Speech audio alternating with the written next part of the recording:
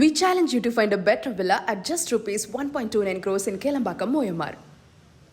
தாவேக அரசின் 100வது நாளை முன்னிட்டு துறை வாரியாக அரசு செய்துள்ள நடவடிக்கைகளை நாள் முழுவதும் பார்க்க இருக்கிறோம். அந்த வகையில் முதல் முறையாக அமைச்சர் ஆனந்தின் ஊரக வளர்ச்சி மற்றும் ஊராட்சி துறையில் நிகழ்ந்துள்ள மாற்றங்கள் குறித்து நமது செய்தியாளர் ஜெரி வழங்கக்கூடிய கூடுதல் தகவல்களை இப்போது கேட்கலாம். வணக்கம் ஜெரி. தற்போது அமைச்சர் ஆனந்த் அவர்களுடைய துறையை பத்தி பேசிட்டு இருக்கோம். அவருடைய துறையில என்னென்ன திட்டங்கள், புதிய அறிவிப்புகள் வெளியாகி இருக்கு, அதனால ஏற்பட்டிருக்கக்கூடிய மாற்றங்கள் என்ன, பொதுமக்கள் மத்தியில இது எந்த அளவுக்கு வரவேற்பு பெற்றிருக்கு?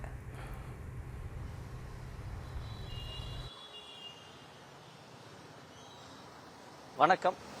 தமிழக வெற்றி கழக தலைமையிலான ஆட்சி அமைந்து 100 நாள் நிறைவடைந்திருக்கிறது. அந்த வகையில இன்று ஊரக வளர்ச்சி மற்றும் ஊராட்சி துறையினுடைய 100 நாட்கள் செயல்பாடுகள் என்னென்ன அப்படிங்கிறத பார்ப்போம். பொதுவாக இந்த ஊரக வளர்ச்சி துறையில நீர் மேலாண்மை, வேலை வாய்ப்புகள், அதே போல சுய உதவி குழுக்களுடைய மேம்பாடு, சுய உதவி குழுக்கள் மூலயமா தயாரிக்கப்படக்கூடிய பொருட்களை சந்தைப்படுத்துதல் அப்படின்னு பல்வேறு விஷயங்களை பார்க்க முடியுது. அதிலும் குறிப்பா கிராமப்புற மக்களுடைய வாழ்வாதாரத்தை மேம்படுத்தக்கூடிய இந்த துறையில இந்த 100 நாட்கள்ல நடைபெற்றக்கூடிய இந்த செயல்பாடுகள் மற்றும் சாதனைகளை பற்றி தான் இப்ப நம்ம பார்க்க போறோம். பொதுவாக இந்த ஊரக வளர்ச்சி மற்றும் ஊராட்சி துறையில பொறுத்த வரைக்கும் நீர் மேலாண்மை ரொம்ப முக்கியமா இருக்குது. அதிலும் குறிப்பா அமைச்சர் ஆனந்த் நீர்வளத்துறை அமைச்சராகவும் இருக்கக்கூடிய சூழல்ல நீர் பாதுகாப்புல முக்கியத்துவம் செலுத்த வேண்டிய, அதிக கவனம் செலுத்த வேண்டியதா இருக்குது. அந்த வகையில இந்த 100 நாட்கள்ல நீர் பாதுகாப்பு பொறுத்த வரைக்கும் ஜூன் 30ஆம் தேதி வெளியிடப்பட்ட அரசாணைப்படி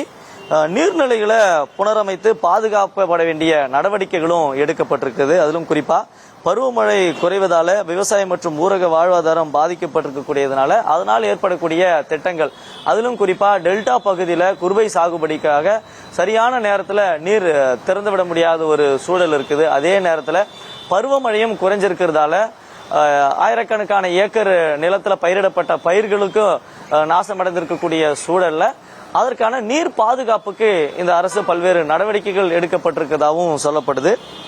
அதிலும் அதே போல CSR நிதியை பயன்படுத்துறதுக்காக ஒப்புதலும் வழங்கப்பட்டிருக்கிறது. தன்னார்வ அமைப்புகளோட சமூக அமைப்புகளும் கல்வி நிறுவனங்களுடையும் கூட சேர்ந்து புரிந்துணர்வு ஒப்பந்தங்களும் செய்யப்பட்டிருக்கு. அதே போல ஊரக சாலைகளை பொறுத்த வரைக்கும் பல்வேறு திட்டங்கள், அதாவது 662 சாலைகள் மேம்பாடு செய்யப்பட்டிருக்கு. பொதுவாக இந்த துறையில சாலைகள் அந்த 100 நாட்கள்ல சாலைகள் அமைப்பதற்கான ஏதுவான சூழல் இல்ல, கால அவகாசம் இல்லை. அதனால 662 சாலைகளை மேம்பாடு செய்யப்பட்டதுக்கான தரவுகள் வெளியாகி இருக்கிறது. அதாவது ரூபாய் 416.14 கோடி மதிப்பீட்டுல 835.82 கிலோமீட்டர் சாலைகளை மேம்படுத்தப்பட்டிருக்கிறது. அதிலும் ரூபாய் 128.88 கோடி மதிப்புல 14 பாலங்கள் கட்டப்பட்டிருக்கிறதா சொல்லப்படுது.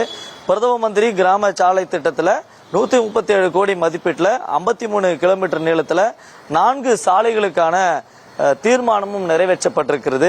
இதற்கான தீர்மானம் மத்திய ஊரக வளர்ச்சி அமைச்சகத்துக்கும் சமர்ப்பிக்கப்பட்டிருப்பதாகவும் தகவல்கள் தெரிவிக்கப்பட்டிருக்கிறது. அதே போல வேலை வாய்ப்புகளை பொறுத்த வரைக்கும் இந்த 100 நாட்கள்ல எத்தனை இளைஞர்களுக்கு வேலை வாய்ப்பு வழங்கப்பட்டிருக்கு, இந்த பொதுமக்கள் எவ்வளவு பேர் பயனடைஞ்சிருக்கிறாங்க அப்படிங்கிற தரவுகளும் பார்த்திருக்கேன்.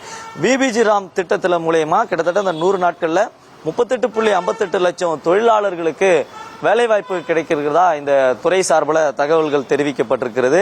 297.5 லட்சம் மனித சக்தி உருவாக்கப்பட்டிருப்பதாகவும் மொத்த இதுக்கான செலவினங்கள் 1571.57 கோடி செலவிடப்பட்டிருப்பதாகவும் சொல்லப்படுகிறது. குறிப்பா திறன்சார் தொழிலாளர்களுக்கான ஊதியம் நாளொன்றுக்கு ரூபாய் 336 345 ஊதிய உயர்வு அளிக்கப்பட்டிருப்பதாகவும் சொல்லப்படுது. அதே போல 30.5% SC ST தொழிலாளர்களுக்கும் வேலை வாய்ப்புகள் கொடுக்கப்பட்டிருக்குதா சொல்லப்படுது.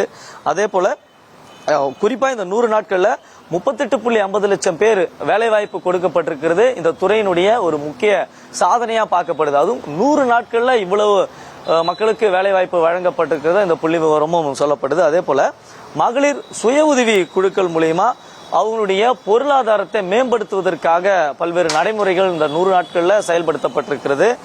1298 புதிய சுய உதவி குழுக்களே உருவாக்கி இருக்கிறாங்க. இதனாலதான் கிட்டத்தட்ட 35 லட்சத்துக்கு மேற்பட்ட மக்களுக்கு வேலை வாய்ப்புகள் கொடுக்கப்பட்டிருக்கிறதா சொல்லப்படுது.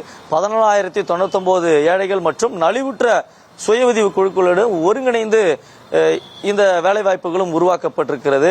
அதே போல 1087 மகளிர் சுய உதவி குழுக்களும் 219 சிறப்பு சுய உதவி குழுக்களும் உருவாக்கப்பட்டிருக்கிறது. ஆகஸ்ட் 3 வரைக்கும் 85.185 குழுக்களுக்கு 7849.74 கோடி வங்கி கடன் இணைப்பும் கொடுக்கப்பட்டிருக்கிறது. அதே போல பண்ணை வாழ்வாதாரம் இந்த துறையே பாத்தீங்கன்னா கிராமப்புற வாழ்வியலை மையப்படுத்தி தான் இருக்குது. இதனால பண்ணை வாழ்வாதாரத்தை முக்கியத்துவமா இதுல பல்வேறு விஷயங்கள் கொடுக்கப்பட்டிருக்கிறது.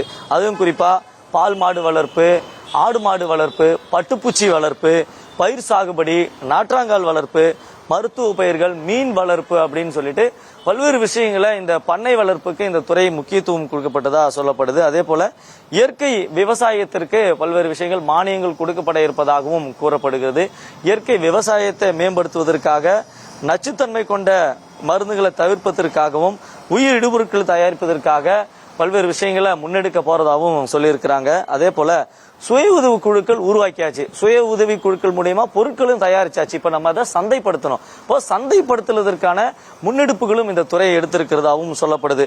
அதுவும் 1000 கோடி இலக்காக கொண்டு சுய உதவி குழுக்கள் பொருட்களை தயாரிப்பதற்கான வேலைகளும் நடந்துட்டு இருப்பதாகவும் சொல்லப்படுது. அதே போல 128.26 கோடி மதிப்பிலான தயாரிப்பு பொருட்களும் விற்பனையும் செய்யப்பட்டிருக்காங்க.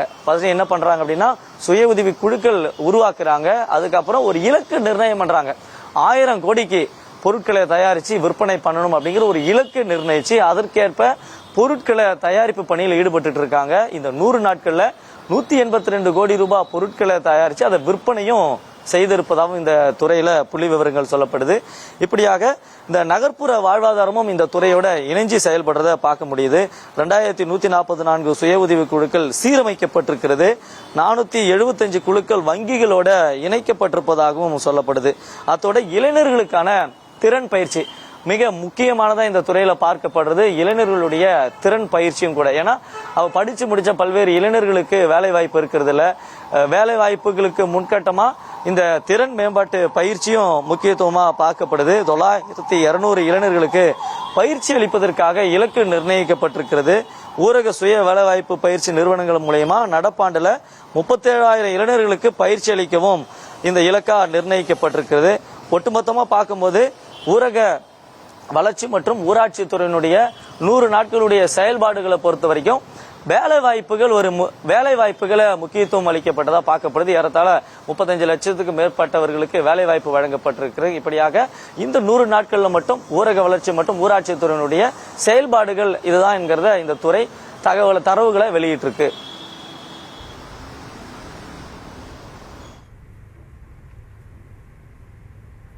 நன்றி ஜெரி, முழுமையான விவரங்களை வழங்கியமைக்கு நன்றி. We challenge you to find a better villa at just rupees 1.29 crores in Kelambakam, Moyamar.